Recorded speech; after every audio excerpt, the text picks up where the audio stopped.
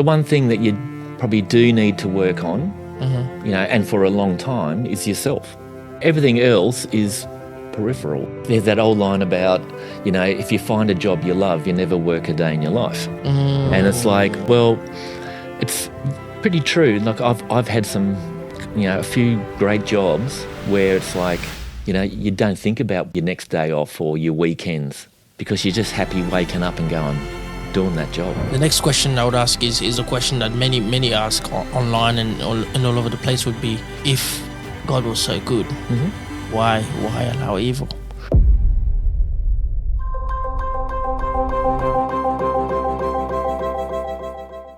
First question is the question I always like to ask all the guests. Who's Martin? For those who are watching that don't know who you are, who's Martin? Who's Martin? Well, I'm a father. I've got 3 children. I'm a passionate person. I'm a bit of a deep thinker as well. Like to analyse things. Yeah. Keep to myself a fair bit, but can be outgoing when the time's right. So, I enjoy art and music and my friends and family. So, when you talk about family, you said you had children. How many children you got? 3. 3. They're all in Darwin?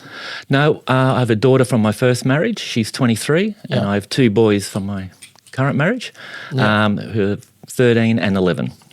While that topic is at hand, why don't we talk about that? So first marriage, what happened there? Well, we'd met back in 1995. I was working in the National Australia Bank at the time, and she was a customer. She owned a business, and she'd come in regularly. And I was coming towards the end of working with the National Australia Bank. I'd been there 6.5 years, and my father had passed away earlier that year, and I'd promised him that I wouldn't leave the bank until he had passed. Wow. So, that's another story altogether, I guess. Yeah, we're going to dive into that at some point.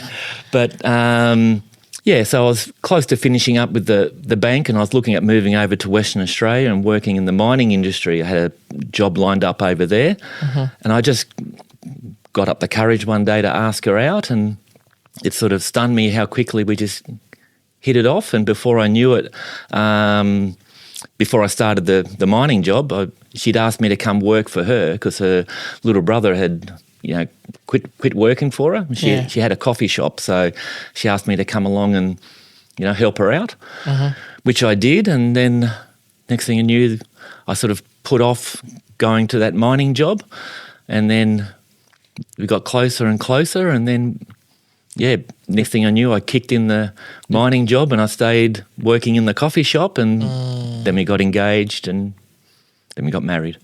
Yeah. Wow. Yeah. So, and so she actually proposed to me. Oh, so Nick. So that was something different. And different? Yeah, and it was. I only had one condition. Yeah. Is that we moved to Darwin. Why Darwin? I had.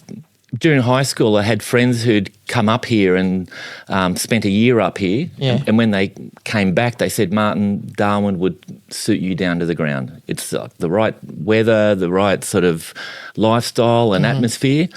And so it had taken me basically 10 years after finishing school to get up here. But my first wife, Sally, she had actually worked up here as a nurse. Yeah. So she'd been up here, and she said, yep, definitely. So we got married, worked in the coffee shop for a bit longer, and then sold that, and then made our way up to Darwin. We took about 4 months to travel up, so we took our time cruising up in an old S-Series Valiant, and just saw Australia as we did, and just took our time. So got up here in end of 97. And then sort of 98 started working up here in Darwin. Yeah.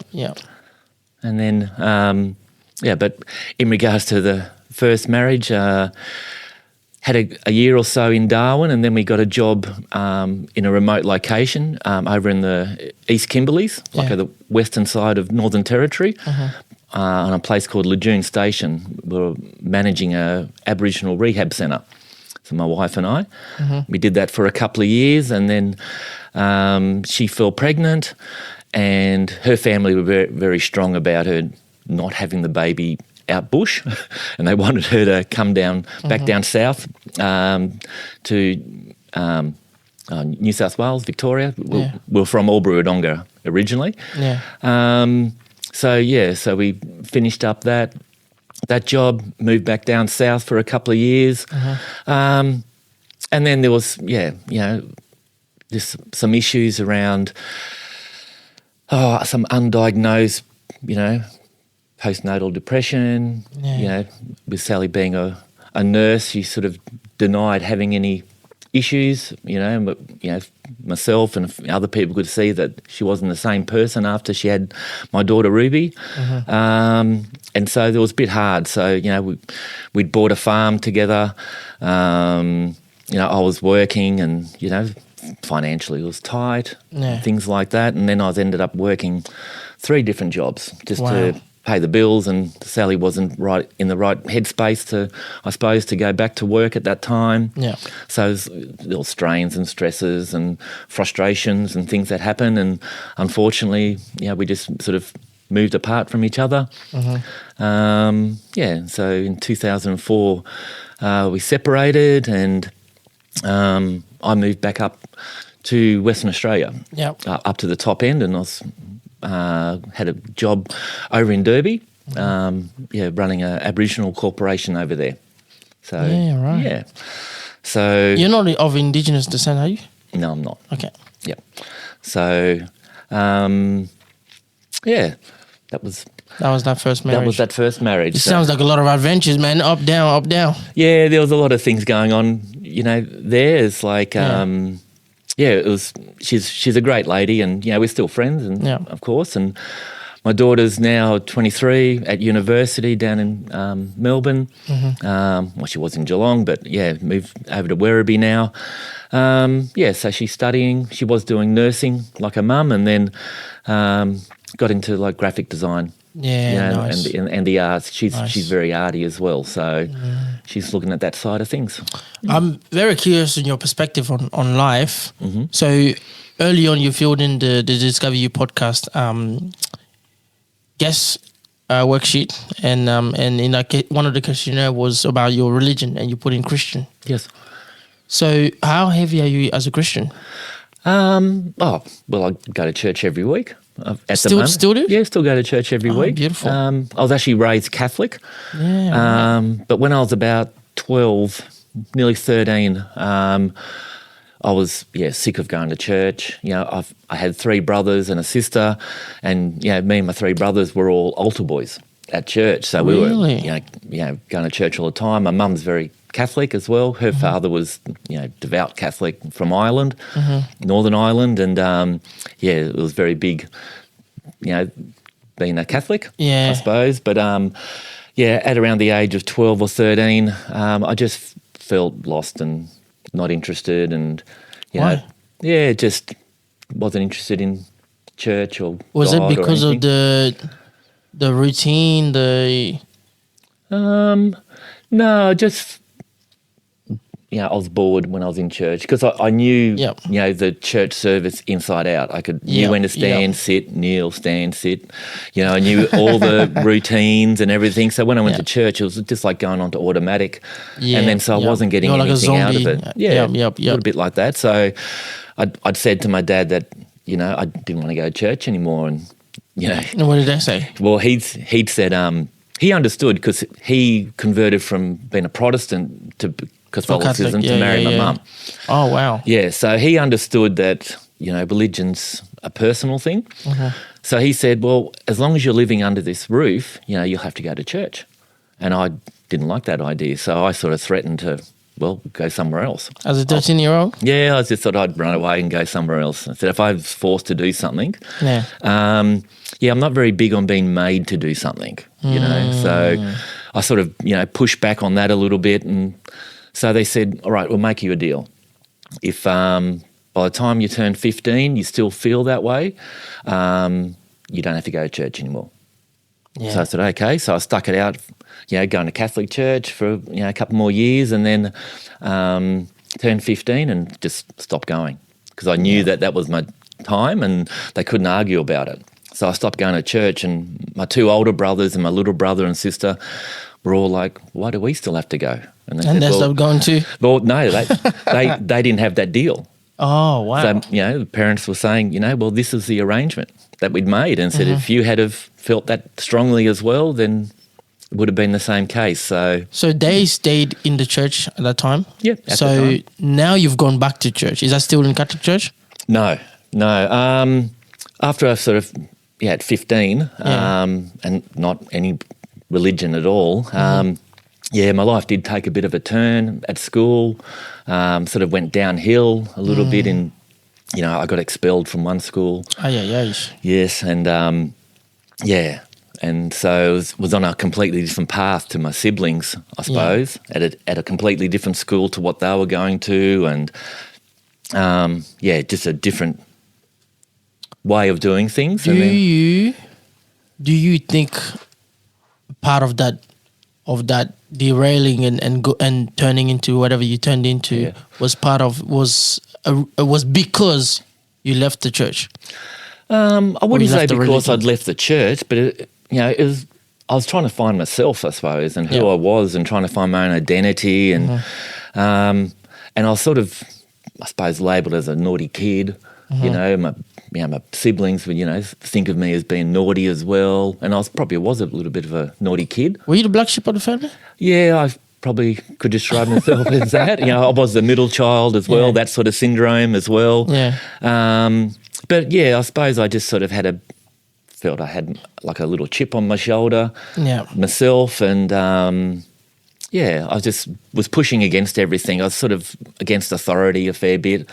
Yeah. So I wasn't nasty, or aggressive or violent or anything like that. It was just more naughty, doing naughty things. But really, when you reflect back at it right now, you would say you were trying to find yourself. Yeah. And then when I was about in year 11, I got expelled again. Oh, yeah. So for another school, and I was lucky enough to be able to come back into my first school because I still had my younger brother and younger sister there. So reluctantly, they sort of took me back in, and so for a while, that was sort of happening. And then I had a whole series of, unfortunately, friends passing away, for various reasons, suicide and car accidents and illness, and all in a short period of time. And I really felt that was hectic. Yeah, it was very hectic, and I was, just felt I had nobody, and I was sort of like thinking about my own sort of life and things like that. And a friend had a really nice girl who, we weren't boyfriend or girlfriend or anything, but she'd asked me to come along to her church, and I just sort of had this feeling of like, okay, something drawn me to it. So, she took me to her church, and that's when I became a Christian again. Yeah. So I sort of found God again because it wasn't so much of, when growing up in a Catholic church, it's sort of like you have, guilt stamped on your forehead. If you feel guilty about everything you do, all your sins or whatever. Why it's just the mantra. It's just how it's taught, I suppose, and how I interpreted it. Yeah. So do you feel that a large portion of people interpret it that way as well? It's a guilt-driven religion. That's I wouldn't want to say that, but it's like it feels like that. You're made to feel guilty about if you do something wrong. Where when I went to this Christian church, it was Pentecostal church, I just found it was more about a relationship with God, and then and how I looked at that was more about not as this big awe-inspiring being, that you had to be scared of and bow down to, and look out, he's watching everything you do. Then it was more about a father-son relationship, which changed my attitude towards religion then, because it wasn't so much that construct of religion. It was more about, for me, it was about a relationship with God. Yeah. Do you feel like a large part of that was because of how you grew up as a child? The relationship with you and your father?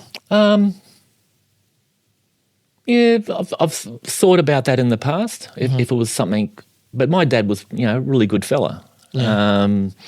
We were very, I suppose, when we're looking back on it, similar in a lot of ways. And we did do a lot of things together. So he was Yeah. very sporty and outgoing and doing things in the community, and I was along for the ride, sort of thing, helping out and doing things with him. It's very interesting because if you were very close to your family in that sense, you early on you were describing about pushing back to whatever they were throwing at you. Yeah. And so my assumption is why push back? My question really, why push back?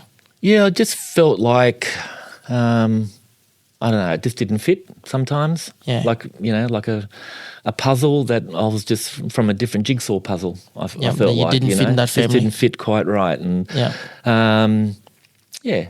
Is And I that think- because of the way they spoke to you, treated you, or what was it? Can you pinpoint No, anything? I think I was just very independent as well. Yeah. So when they were wanting to do things In together, groups. I was Yeah, wanting to do yeah, things yeah. on my own, and I was wanting to explore and go out. And a lot of the times when we had free time, school holidays, whatever, I was off, Gone. gone. So like we grew up on a farm, Yeah. from a very young age. And I just remember, when we moved into town, that was when I was about 15 as well. And so that whole thing of going from a rural lifestyle, being on a farm, you're sort of very close, and Yeah. you might know your neighbours a little bit, and sort of having that freedom of space Yeah, to then yeah, coming yeah, into the yeah. city and having all your friends close by. And, I used to sneak out the window nearly every night. Oh, Shalug. So, I'd sneak out and I'd go and catch up with my friends Yeah. or girlfriends or whatever. You don't things regret any of that, do you? well, it's made me who I am, I suppose. Do you have any regret of how your childhood? A little bit. There's things that I wish I hadn't have done when I was younger, of course. Like what? Well, I wish I hadn't ever taken up cigarettes. Yes, for one. I wish I Yeah, didn't right. smoke cigarettes because I was the only one in the family that did. Mum and dad didn't smoke, brothers and sisters didn't smoke, and it was just one of those things that was my rebellion sort of thing. Why did was that when cigarette got Well, you? I started smoking cigarettes when I was about 13. Oh man, Yeah. who So, got you onto that? just me. It was just my It thing. was just a rebellion thing. Yeah, and it was like, back in the days when you Yeah. could walk into the corner store and just sort of get go, I'm just buying a pack of cigarettes for my dad or mum or something. yeah. And you yeah, could, yeah. if you had the money, they'd give you They'll cigarettes. give it to you. Yeah, yeah. And you didn't have much money.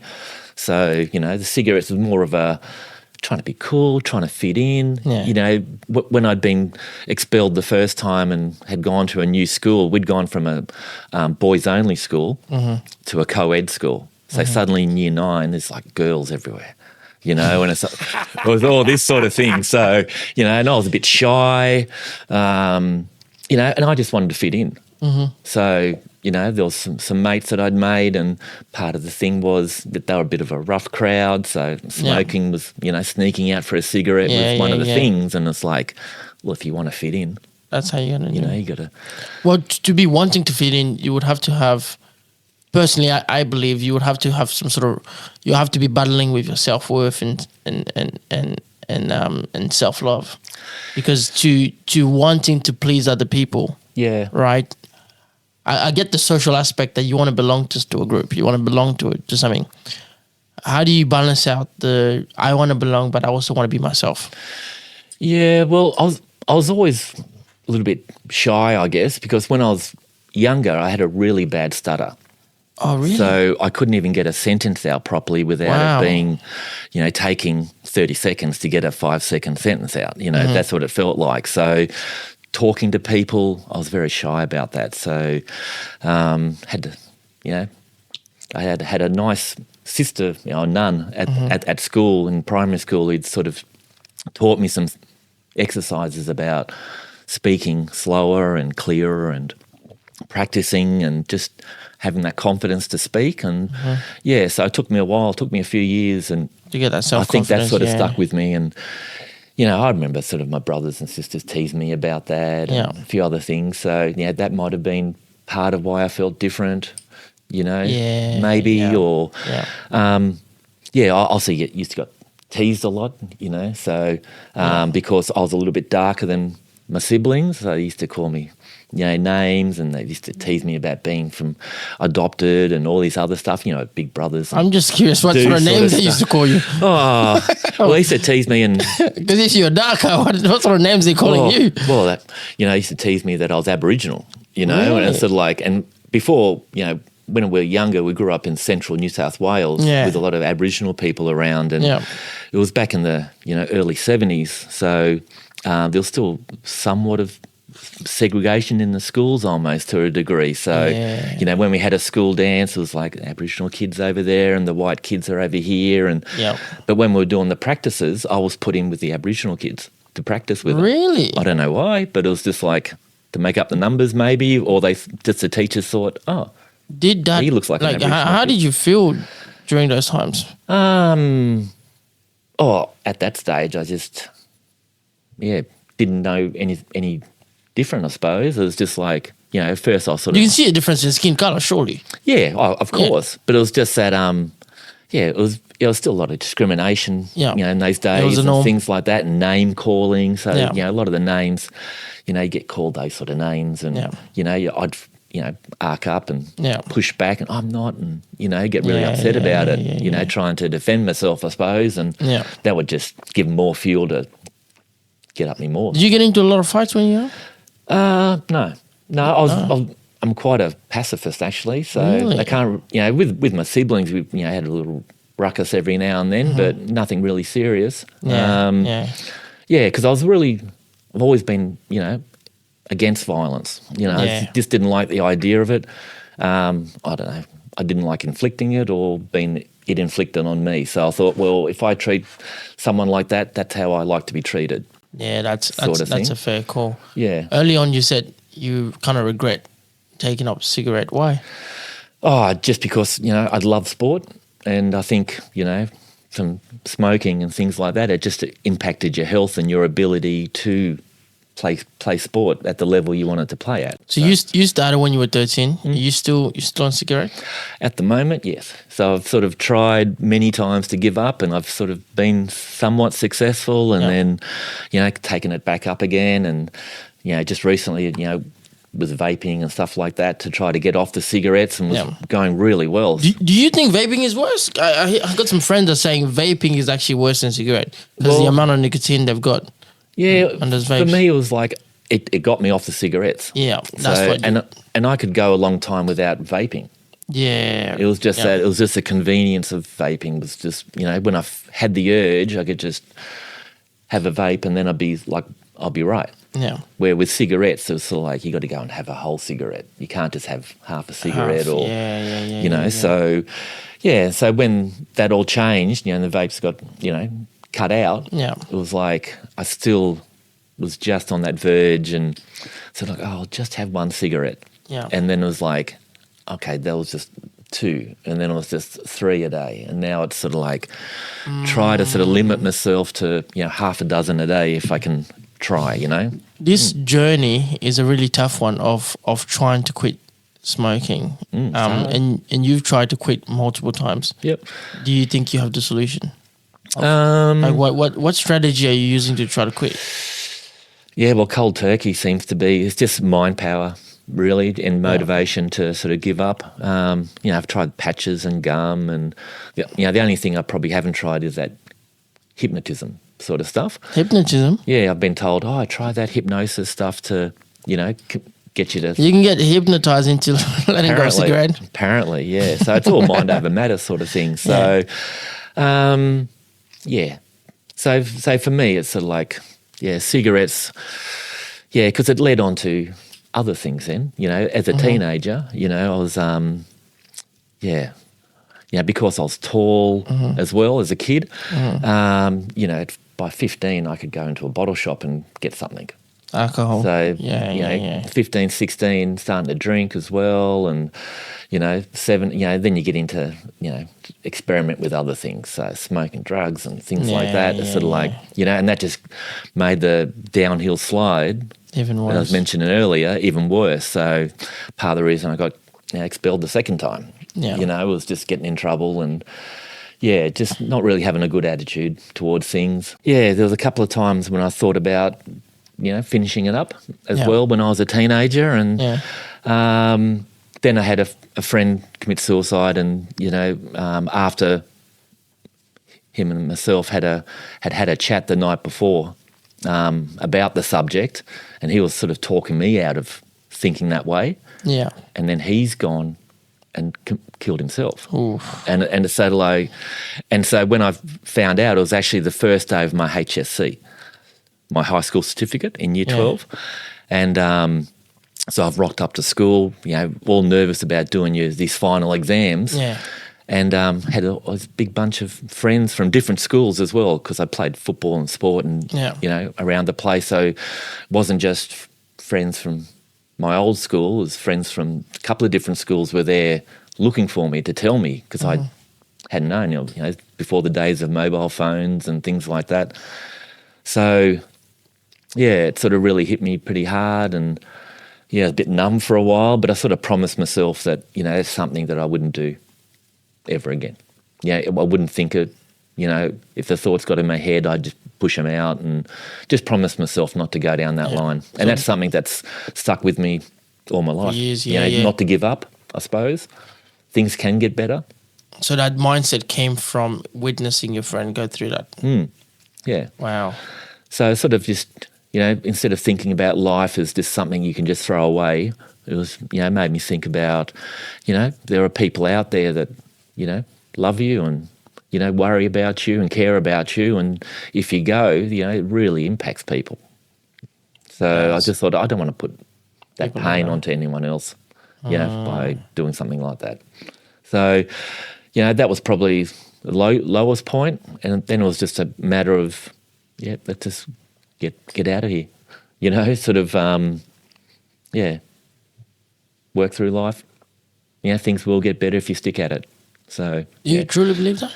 Yeah, and it's also look, don't get into a rut. That's a lot of the time. It's if you're in a rut and you feel like things are stagnant, and what's the point? This is a bit boring, and what's the use of going on? And I suppose that's probably why I've sort of, moved on to jobs over time, because I don't like being in a rut.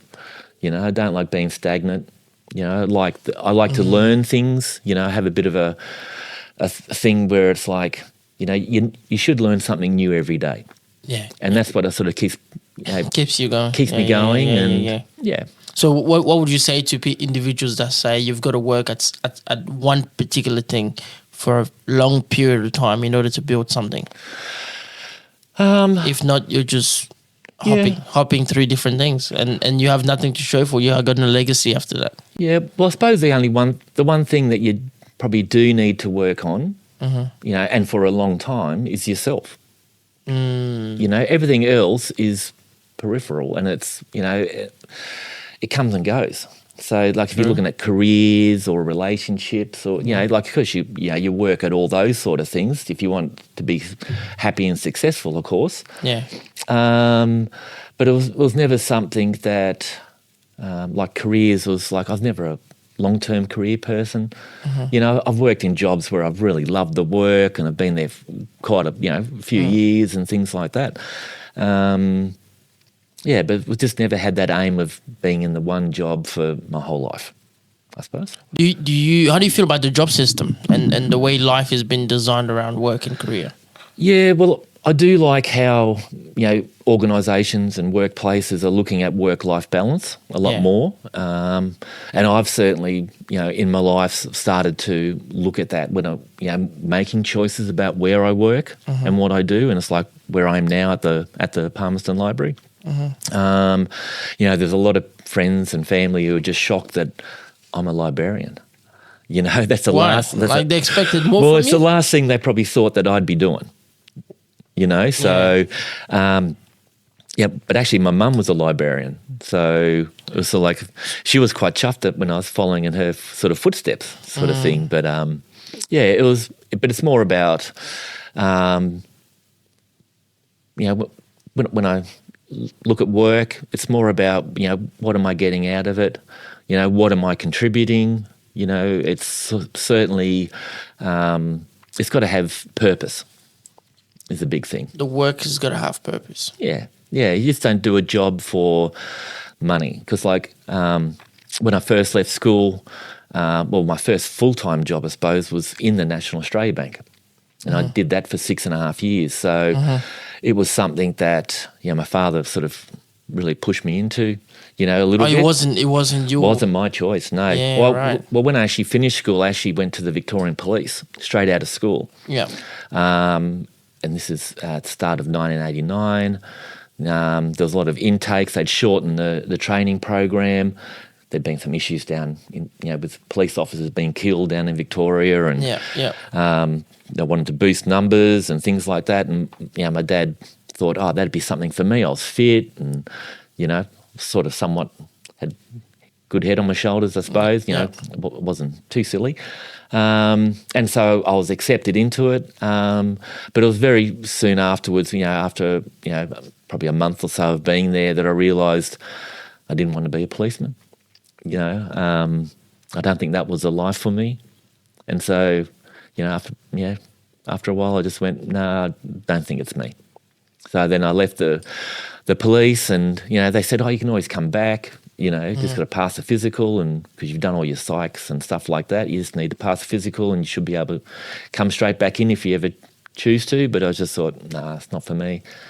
And then, Dad had some contacts, with the National Australia Bank, and they'd said about, there was work up in Canberra. So, went up for an interview, and on a Friday, and they said, when can you start? And Monday I started. So it was very quick turnaround. And before I knew it, I was in Canberra working in the bank. But I was on my own. I was initially stayed with one of my brothers and his wife for a short time. And then, I was out on my own at, 19, out in the big bad world. Looking back at that period of time, are you grateful for that opportunity to work in the Australian National Bank? Well, certainly... taught me about economics and banking system and, customer service, things like that, working with people. And I was good with numbers, of course. But I think it was like initially when I was in Canberra I was there for a couple of years. It was because I was, making my own money on my own, and I was just sort of, doing what young people do, going out and partying and stuff like that. And then when I was about 21, my dad got sick, and they only gave him 6 months to live. Wow. So I asked about transferring back from Canberra with the bank back to Albury, so I could help Mum look after him. And so I got the transfer, and then that's when my dad made me promise not to quit the bank, because he wanted me to have a career and, to be successful in life, I guess.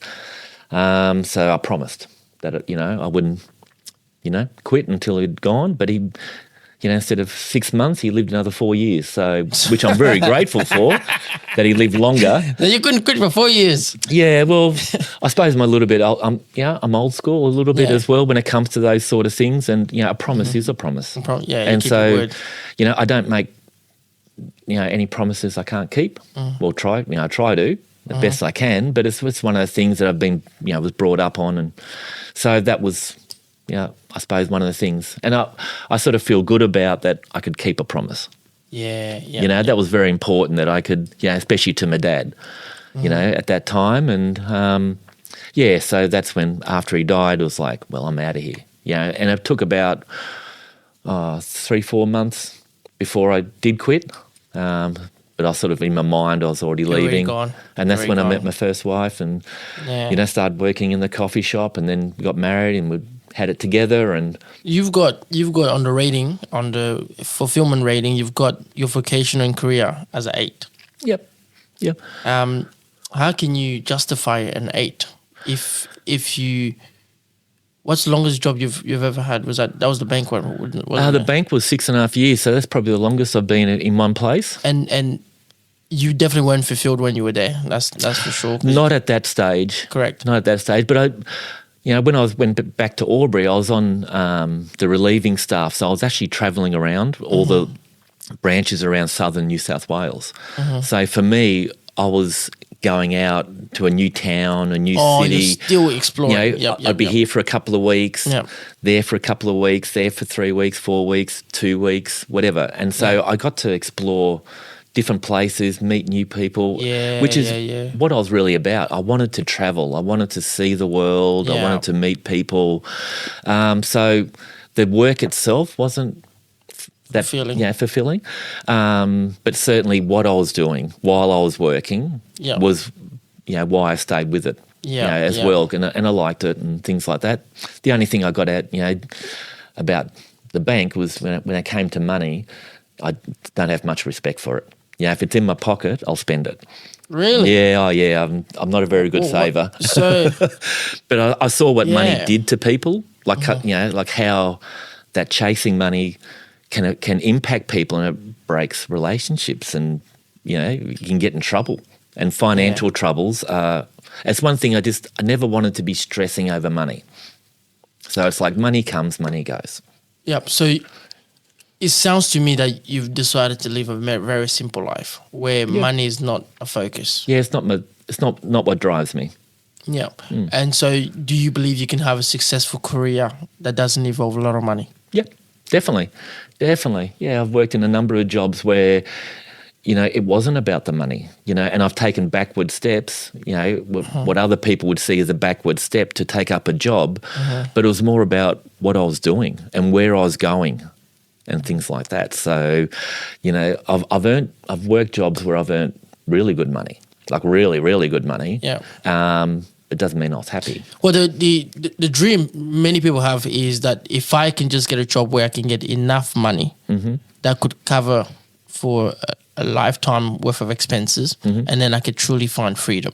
So I feel like a bit of why people pursue money is because they're looking for that freedom. Is that a thing? What do you? Yeah, I can see where you're coming with. From with that. Yeah, there's that old line about, if you find a job you love, you never work a day in your life. And it's like, well, it's pretty true. Like I've had some, a few great jobs where it's like, you don't think about your next day off or your weekends because you're just happy waking up and going, doing that job, because whatever you're doing. Why didn't you stay if you had that? Well, I suppose the first one is when I was with my first wife, and we were managing the Aboriginal rehab centre. It was remote, and working with Indigenous people in a remote setting. But I'd learnt so much. Every day we were going out hunting, fishing, collecting stuff to make artefacts. I learnt how to do all these Aboriginal skills. I learnt how to track, hunt, make weapons, make, artifacts, paint. That's pretty much doing life. I know. And it's like, and just these people's lives, that the stories they were telling me, and just that relationship stuff was wonderful. And it's like every day was just a joy, and we're in some beautiful part of the world. I was driving around all the time, going to these beautiful different spots all the time. And it was one of the favourite jobs. But that's when my wife got pregnant and we moved back down south. So I sort of regret, in that sense of leaving that job. But it was a time and a season, I suppose. And it's like through life, you have seasons.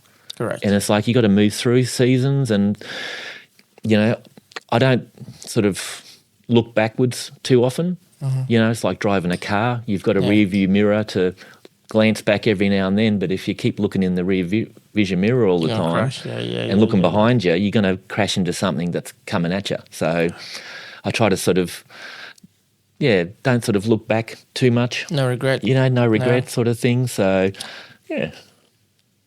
You mentioned early on about going back to the church now that you're back in the church, and you also had your ex-wife. He's something that came to mind in terms of religion. So in the Christian faith, divorce is a no-no, right? From what I've learned and studied in terms of the Christian faith. How do you feel about that? Because you kind of had to part ways with your first wife. Yeah, well, at that time, because when I first become, leaving the Catholic Church and then becoming a Christian around when I was about 18, I was a Christian for a couple of years, and then the church I was going to, seemed to treat me like an outsider as well, and sort of because I don't know what the case was. I just felt like not sort of included so much when I tried to sort of join in and be part of the church community. Yeah. I still felt a little bit on the outside. And then when I moved, with the bank and stuff up to Canberra, I sort of stopped going to church and stopped the whole Christianity thing for a couple of years. I sort of got back into it, when I was in my early 20s, when I had moved back to Albury to look after my dad. I got back into Christianity then as well. And it's sort of like to help me get through that time, I guess. It was, support. Stay with the church for a couple more years. And then, when I met my first wife, I sort of stopped going to church again because she wasn't a Christian. And so I sort of forego the church thing for this relationship. Yeah. Do you regret that? No, not really. It sort of just was who I was at that time. It wasn't until I had moved back to Darwin in 2007, and I was sort of like in a weird place at that time because I'd just broken up, had been in a relationship with someone, I'd been working overseas, and I came back to Australia and I wasn't happy when I first came back because we were in Broome for about 6 months, and I just didn't like the place too much. So you're saying when you got your first wife, you forgot the church. So in the relationship, stop going to church. Yeah. Well, the reason why I use the word forgot the church is, did you went back to that same church afterwards? No, it was a different one. Yeah, so you forgot that church. Yeah. So it sounds like you've got an on and off relationship with the church and not with the God of the church. Yeah, and because I didn't really, it was, like I said, about having a relationship with God, because I always knew God's there, and so whenever I sort of needed to pray or talk to God, I knew He was there, but that process of going to a service, going to mass itself, I stopped doing that. Yeah, but you still had a belief within your heart. Still had a belief, in God. But it wasn't until, when I came back up to Darwin, like I said, in 2007, sort of still moving around, with spirituality, I guess. But in 2008, that all changed. Yeah, sort of had met someone, and I had a calling, not because she was going to church so much, but just on me to actually start going back. And I was living out at Wadeye at the moment, at the time, but I was driving in, on weekends, 4 hours to come into town, just for go to church, and then drive 4 hours back, out to Wadeye, and But that was, for me, it was sort of like just felt like God said, you need to be here in this church, And then from that, a relationship developed with this, lady who become my current wife. Was she in the church as well? Yeah. She goes to church as well? Yeah, she's Christian. She's been raised Christian all her life. All her life. Yeah. So she's very strong, which I suppose at the time I needed as well. I needed that sort of support and guidance to find my way around still going to church and also that relationship with God.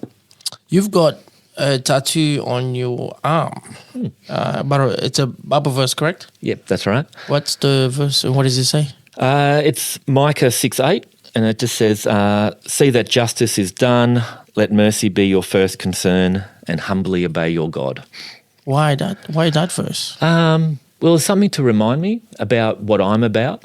I suppose, at the start of the show when you asked who am I, I'm really big on equality, like justice and fairness. And but being merciful at the same time. You can sort of dish out justice, but you've got to consider the situation and mercy, and obey your God while you're doing it. So, I just feel like a calling to, keep that course in life, and it's just been a thing to remind me whenever I've maybe starting to go off track or doubt what I'm doing, that this is something that this is you. This is me. Yeah. And especially when you're sort of up against inequality, you can, if you go into fight for someone or something. And I've found that, but it's a case of sticking with it and not backing down, and staying the course. Let me just play the devil's advocate here for a bit. Yep. Your belief in God. Do you truly believe God exists? Yeah, I do. How? Why? He's always been there. Like from a very young age, I've just had a feeling that there is something bigger. It just can't be coincidence when things happen. I know that when terrible things happen, everyone wants to blame God and sort of go, how can God make that happen? But it's part of a plan. There's good things come out of everything, for one reason or another. We mightn't see it at the time, but, as we reflect on things, we can see that God had his hand on it. Then the next question I would ask is a question that many ask online and all over the place would be, if God was so good, why allow evil? It's a balance. And, God has given us free will. So it's not like he's dictating what we do in life, because then we'd just be little robots, doing the same thing, everything's being good. No, it's, I just feel that everything's offset, and sometimes there's evil because, people purposely do something. Sometimes bad things happen by accident, and it's like natural causes, or it's just something that is, unfortunately, it's just something that happens. Do you believe in miracles? Yeah. Then you've experienced miracles? Yeah, Like what? well, I've Tell us a story. experienced friends of who've had things happen that you wouldn't believe would happen. There's a friend who had a heart condition, and then when they investigated, they had a heart issue. Yeah. But when they sort of did some investigation, I suppose, they actually found that where there was a blockage in the artery on the heart, the body had actually grew another vessel around that blockage so they could still get blood through. Wow. And it's like the doctors were apparently like, this is 1 in a billion, not just a 1 in a million, this is 1 in a billion thing where the body can actually do that. And it's just like, well, that's just a miracle. Like she's meant to be here for some reason. If she wasn't meant to be here, she'd be not with us anymore. So there's a reason for it. And if that miracle did not happen, then what the assumption would be, she's not meant to be here. Well, it's just like, people have heart attacks, Correct. for whatever reason, and hers was a, genetic, condition. It wasn't something from poor health or, abusing her body or anything like that, doing, stuff wrong to the body. It's just something that was how she was born, with a defect in the heart. Yeah. That caused, whatever the issue was and caused the blockage. But, it was just that, and that's how I just see it. Miracles are things that, for me, it's something that, you don't believe would happen, and they happen. And it's like, well, how can that be? How can that be? How can that be? I know these are tough questions, but I'm just trying to understand your perception in terms of God. Where would you say God is in terms of your journey to coming out of cigarette? Because you've been battling this journey and fighting this battle by yourself for a long time. Where is God? Yeah, well, I've certainly asked him about that. What did he say? What did he say? It was certainly something that, I've been trying to do it in my own strength, I guess, when it comes to giving up. I feel like I can do it myself. And I suppose through life I've been doing that a lot of times where I've had to do it myself. I haven't had anyone else there to help me do something, So I've just learnt to be able to, do it for myself. When it comes to praying, like I'm not someone that'll go out and, push my beliefs on anyone. I don't go and try to convert anybody. I don't really try to get anyone coming to church or anything like that. It's like that's their journey. Yeah. And God will speak to them. That's what I feel. God will speak to them when the time's right and say, this is the time to come to church, and you can take that offer or not. But for me, it's I've never tried to impose my beliefs on anybody. on anyone else. There's only been one person that I've actually, I suppose, in a way, actively tried to get, to know God. I suppose, because he was a devout atheist, and he was a bit of a wild man, and he was known for partying and going out. What was his belief? He was just believed there was nothing. So he was, he believed in, his father, he'd tell me wasn't religious as well. He didn't grow up in a religious family. But now he's going to church. And you helped him find God? Just by inviting him along. Oh, yeah, and then he took that journey himself, because he's left Darwin, but he's taken that journey himself. And we only spoke just the other week, and he said that, you're not going to believe it, but I'm still at church and doing stuff for God. And this is 3 or 4 years now. And wow. Has that changed his life by any shape? Yeah. Well, he's, he was on a path of, he's a bit older than me, and he probably wasn't very healthy through his lifestyle, and things like that. And that's probably turned around and probably given him a few more years, I guess. So, but I think it's also, if God speaks to you, you can either choose to listen or you can choose to ignore it. And I suppose it comes down to, it's not like an audible, God's telling you something. How does he speak to you? Well, it's just more about an awareness, a knowledge of something. It's just like that comes on where it's like, the right thing to do, or, Is that like a hindsight? How do you... Not so much hindsight. It's, if you ask the question, you've got to be prepared to, you've got to then listen. If you ask a question and you want an answer, well, you've got to listen for it. And so, when, as a Christian, when God speaks to you or communicates with you. Because what? Well, the flock knows the shepherd, I suppose, is the saying. you know when it's coming from God, because if it was coming from anywhere else, it's either your own thoughts or, it's that negativity and, something that's pushing against you that doesn't want you to go down that path, because, sometimes it's like things will get in your way from reaching happiness. And it's being able to see what they are and avoid them and just discard it from your life. Sometimes that might be things, it might be people. If all that you said, it wasn't an awareness, right? An awareness that's taking place within you, right? If everything is coming from within you, then is it not you that's making the calls, or is there still, is this external force that you're talking about that's this bigger force? Yeah. Is that force not you?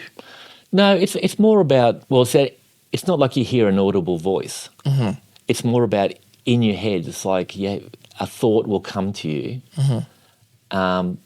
like something's been said to you. Yes. So...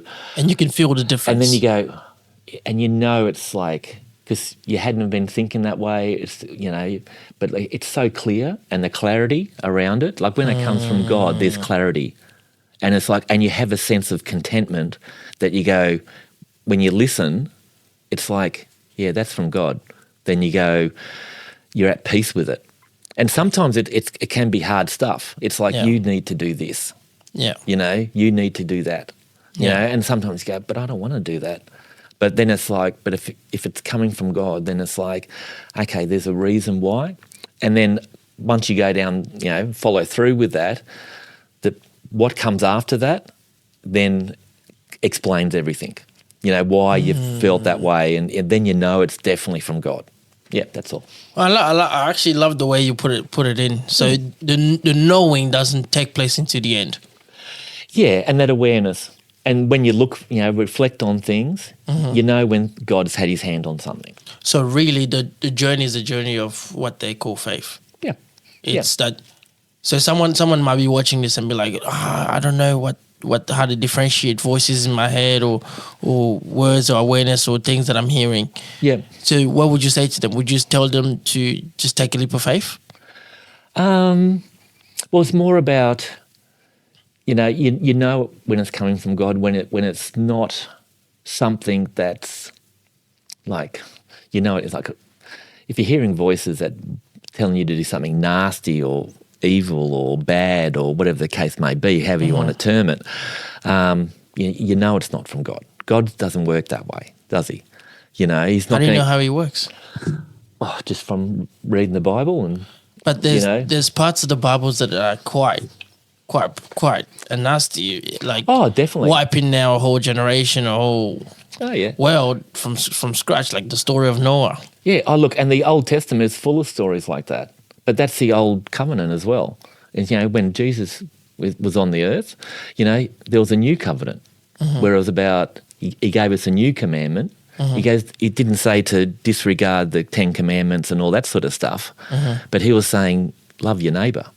And I suppose that was one thing that's through my spiritual journey has stuck with me, is to love others as he loved us.